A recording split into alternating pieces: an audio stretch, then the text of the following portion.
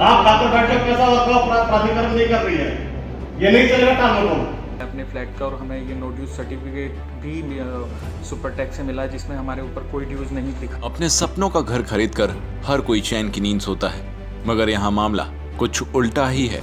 यहाँ बिल्डर्स से परेशान बायर आए दिन धरना देने पर मजबूर हैं। घर खरीदारों को रजिस्ट्री का आश्वासन देकर सरकार दे रही है झांसा। बीत गए 4.5 साल, मगर नहीं निकल रहा कोई समाधान।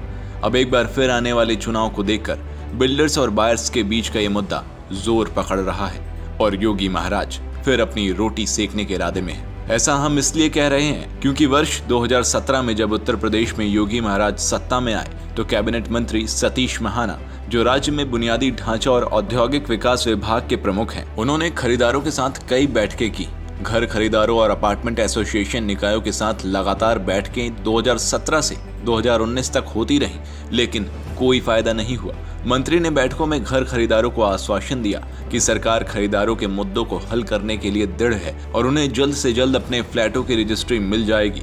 मगर 4.5 साल बीतने के बाद भी घर खरीदारों की स्थिति ऐसी बनी हुई है जैसे खुद के घर में किराएदार। आप खुद सुनिए क्या कहा खरीदारों ने। नाम देवेश कुमार है, मैं सुपरटेक इको विलेज 2 का होम बायर हूँ और मैंने अपना फ्लैट 2012 में बुक कराया था।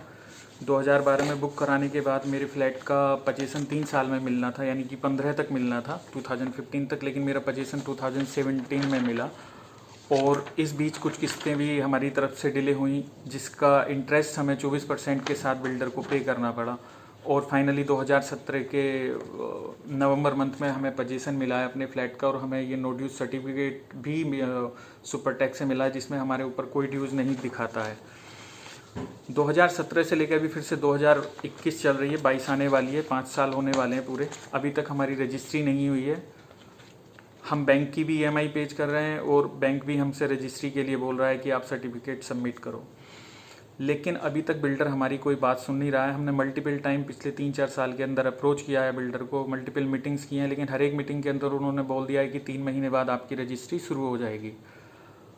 अब जब ज़्यादा प्रेशर हमने बनाया, प्रोटेस्ट की, तो अब उन्होंने बोला कि हम पैसा पे कर चुके हैं अथॉरिटी को और अथॉरिटी आपका रजिस्ट्री नहीं कर रही, डिले उधर से है। तो हमने फिर रजिस्ट्री को अप्रोच किया। सारे रेजिडेंट्स जो भी इस रजिस्ट्री की वजह से नहीं होने की वजह से प्रताड़ित हैं, तो वो लोग सारे के सारे इकट्ठे हुए और उन्होंने प्रोटेस्ट अथॉरिटी पे किया। फिर अथॉरिटी ने मीटिंग एक फाइनल की त्रिपक्षीय वार्ता करने के लिए, जिसके अंदर की बिल्डर, बायर और अथॉरिटी तीनों को साथ बैठना था। उसमें हमारे साथ चौथे पक्ष भी आया, जो बीजेपी के MLA और उनके प्रतिनिधि थे, सांसद प्रतिनिधि वगैरह। उन लोगों ने भी इस मीटिंग को ज्वाइन किया और सभी लोग मीटिंग के अंदर थे। अथॉरिटी ने अपने पॉइंट्स रखे, बायर्स ने अपने पॉइंट रखे, बिल्डर ने बोला कि वो पैसा पे कर चुका, जबकि अथॉरिटी बोलती है कि इन्होंने पैसा पे नहीं किया है। 2020 तक इन लोगों को लगभग 400 करोड़ रुपया इन्हें पे करना था अथॉरिटी को, जो इन्होंने अभी तक नहीं किया है, जिसके कारण अभी तक रजिस्ट्री अथॉरिटी ने रोकी हुई है इस प्रोजेक्ट की और वो हो नहीं रही है। बिल्डर ने अथॉरिटी ने ये तक बोला कि अगर आप पार्ट पेमेंट भी कर दो, 400 करोड़ में से 100 करोड़ जमा कर दो, 150 करोड़ जमा कर दो, तो भी हम आपका काम स्टार्ट कर सकते हैं रजिस्ट्री का। लेकिन कल की मीटिंग बेनतीजा निकली। रीजन बिल्डर की तरफ से एक कदम भी आगे नहीं बढ़ा गया, जबकि अथॉरिटी एक कदम आगे बढ़ी। 400 करोड़ एक साथ लेने की जगह पार्ट पेमेंट की बात उन्होंने की, लेकिन बिल्डर ने एक बार भी आगे बढ़ने की कोशिश नहीं की। और इस सब चीज़ की बेवार्ता, मतलब जो सॉल्यूशन नहीं निकल के आया मीटिंग का, उससे सफ़र कौन करने वाला है? फाइनली बायर्स करेंगे। साल से ऊपर का वक्त हो गया इको विलेज 2 में रहते हुए। जब पोजीशन दिया था सुपरटेक ने, तो हमसे सारी फॉर्मेलिटी कंप्लीट कर ली थी, जिसके अंदर उन्होंने चेक ले लिया था हमसे और बाकी की फॉर्मेलिटी कंप्लीट करके ये बोला था कि 3 महीने के अंदर हमारी रजिस्ट्री हो जाएगी। अब यूँ ही करते करते हमारा 4 साल से ऊपर का वक्त गुजर गया, हमारी रजिस्ट्री नहीं हुई है। हम सुपरटेक पे बतेरा प्रेशर बनाया, धरने प्रदर्शन किए, उनके ऑफिस में जा कर के रिक्वेस्ट की, लेकिन नहीं हो पाया। लास्ट ईयर रिक्वेस्ट का मतलब हुआ कि रिक्वेस्ट का प्रेशर बनाने का नतीजा ये निकला कि उन्होंने OC रिलीज करवा ली। अब OC मिलने के बाद अथॉरिटी कह रही है कि इनके ऊपर हमारा पैसा बकाया है, जिसकी वजह से हम आपकी रजिस्ट्री नहीं कर पा रहे हैं। तो हमने ट्विटर पे कैंपेन चलाया। ट्विटर कैंपेन का नतीजा ये रहा कि उन्होंने हमको कल अथॉरिटी ने अपने ऑफिस में बुलाया, जिसमें बिल्डर के रिप्रेजेंटेटिव थे, अथॉरिटी के रिप्रेजेंटेटिव थे और एक डेलीगेशन था इको विलेज 2 से। नेफोवा के प्रेसिडेंट थे, सांसद और विधायक के प्रतिनिधि थे।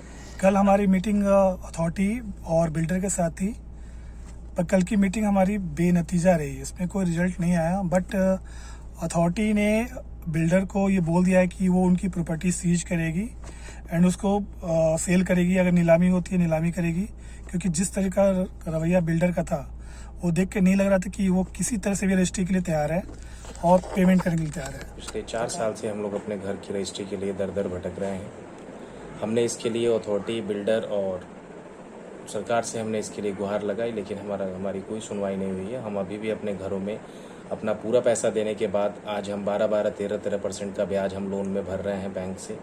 और हम लगातार जो है कि हमारी यही मांग है कि हमारी रजिस्ट्री कराई जाए, लेकिन रजिस्ट्री ना होने की वजह से हमारी जो है कि हम अपने ही घरों में किराएदार जैसे रहने को मजबूर हैं। हमने पिछले बुधवार को एक प्रोटेस्ट किया था अथॉरिटी में, और उस प्रोटेस्ट में लगभग 250-300 लोग थे जो कि वर्किंग डे में अपना समय निकाल करके आए थे, और उन्होंने हमसे मिला। वो हम लोग वहाँ गए, वहाँ हमसे मुलाकात हुई। दीपचंद जी अथॉरिटी के सीईओ थे। वहाँ मुलाकात के बाद उन्होंने हमें एक आश्वासन दिया कि ठीक है, हम नेक्स्ट जो है कि हम 16 तारीख को आपसे मीटिंग करेंगे। 13 को एक मीटिंग जो है इको विलेज 1 बायर्स की भी हुई, क्योंकि हम 3 सोसाइटी एक साथ मिल करके इस मुद्दे में लड़ रहे हैं। इको विलेज 1, इको विलेज 2 और इको विलेज 3, तीनों सोसाइटियों की रजिस्ट्री क्या है, एक ही मुद्दा है जो कि रजिस्ट्री का मुद्दा है।